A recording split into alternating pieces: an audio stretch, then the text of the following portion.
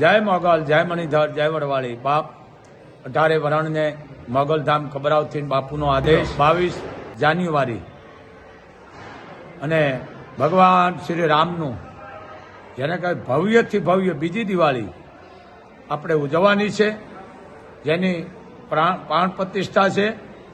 અને આપણે અયોધ્યા જવાની જરૂર નથી, આપણા ઘરને આપણે સજાવવાનું છે. કેમ દિવાળીમાંથી આ બીજી દિવાળી છે, ઘરને એવું સજાવવાનું છે કે આપણે રંગરોગા કરવાના છે. એમાં જેને કહેવાય કે રંગોળી પૂરવાની છે, હાંકિયા કરવાના છે, આસોપાલવના તોરણ બાંધવાના છે, મીઠાઈ બધાને બાંટવાની છે. જેમ દિવાળીના આપણે ઘરાણા નવા લુગડા પહેરી છે, ભાગ્યશાળી તો ઘરાણા પહેરી છે નવા લુગડા, પણ એવી નવા લુગડા પહેરીને આપાઓપ આપણે ગામડે ગામડે, ઘરે ઘરે, શહેરો શહેર, નગરો નગરમાં, જિલ્લા તાલુકામાં, આખા ભારતની માલ પર આ નવી દિવાળી આપણે બધાને ઉજવવાની છે. પણ ઘરે આપણા ઘરને અયોધ્યા બનાવવાનું છે, સમજી લેજો.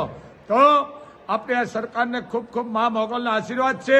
અને બાપ નરેન્દ્ર મોદી તો આ કળયુગનો કૃષ્ણ છે.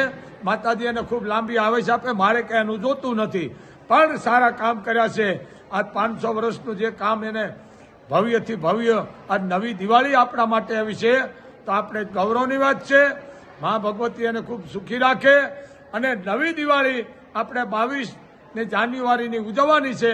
આપણે અયોધ્યા જવાની જરૂર નથી, આપણા ઘરે જ અયોધ્યા બનાવી નાખો. ઘરને મીઠાઈ બાંધો, લુગડા નવા પહેરો, તોરણ બાંધો, અને કંકુના સાંદલા કરો, હાંકિયા કરો, અને ફટાકડા ફોડો, ને એકાબીજાને મીઠાઈ બાંટો.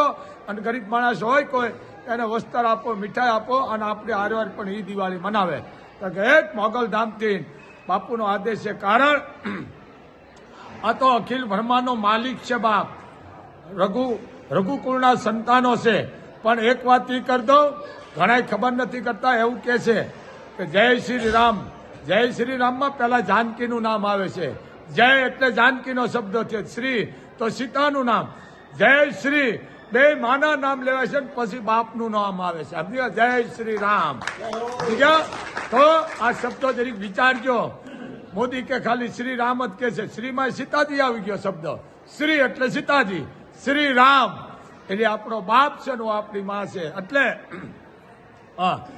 આવી આ ભગવાન રામનું છે બાપ, સમજ્યા? આ ભગવાન રામ આ નવું વર્ષ 22 તારીખ ને જાન્યુઆરી આપણે ધામધૂમથી ઉજવવાનું છે. કારણ આ રામની અજબ રચના, એનો પાર ક્યાંથી પામે, મનુષ્ય પામ ન પાવે. આ રામની અજબ રચના રે રે, એનો પાર મનુષ્ય કેમ પામે. પાર મનુષ્ય કેમ પામે?